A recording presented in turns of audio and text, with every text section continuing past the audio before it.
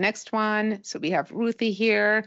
Okay, this one, as I read through this, I am going to, because this is a really great question and a really great process that we can all learn from. So as I read the question, I'm going to give some of the answers. So Ruth is a registered nurse of 13 years. I'm so torn. I've been pursuing a business for 6 years and still make no profit. I'm torn between pursuing nursing, getting my master's as a psychiatric mental health nurse practitioner, and continuing to teach human design, yoga, and tantra. So of course, my first response to this is, what does your sacral say to that? And Ruth is a sacral generator with a 360, and it is not fully conscious. So again, this is one of those authorities where, we looked at Gittes's chart last time, and he has a fully conscious defined sacral connected directly to his spleen. So he's super in touch immediately with like his immediate intuitive responses.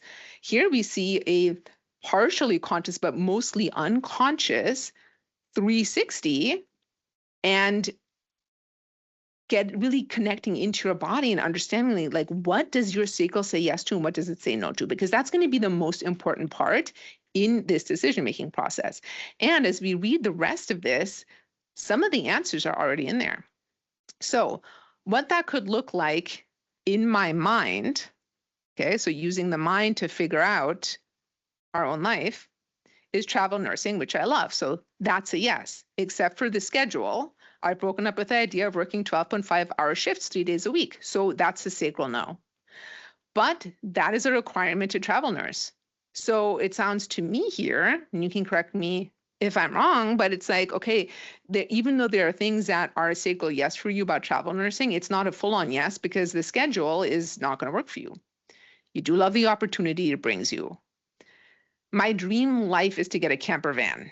Sounds like a sacral yes to me, but I need the finances to make that happen. That sounds like your mind trying to figure it out. I could travel nurse, best income, that's your mind, and save for this, but I'm so wiped out energetically right now, that's your sacral saying I don't have the energy for this. I'm a singer-songwriter and feel this urge to get my music and arts out into the world, including my entrepreneurial path. That sounds like a sacral yes to me. But historically, that sounds like your mind, the more I've pursued it, getting coaches and classes, the more fear I have and the less profit I seem to make. Okay, so this is really common. So you have gate 24, okay, this is the fear of ignorance. And the fear of ignorance definitely comes out like as this desire to get more and more and more and more and more and more education on an undefined ajna, which in the shadow state has a desire to be certain. Like, I need to make sure, I need to know for sure this is going to work. I need to know that I know enough. And then we can pursue all of these trainings, all of these different coaches.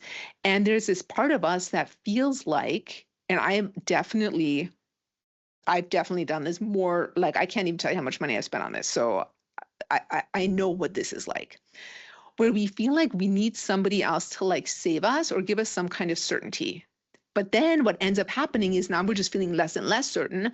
Somebody might be telling us, well, you have to do it this way. This is the only way it's going to work, but it's not the right way for you. So you're not actually in alignment with it. And you might be following these cookie cutter strategies that do not align with your energy. And when doing something that doesn't align with your energy, it does not work. It's the thing, like you've got to find something that aligns with your energy.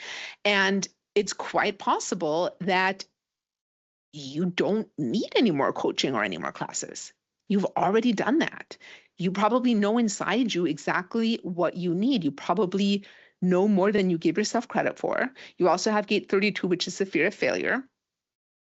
And those are just like some things to really, really be aware of when we're considering this.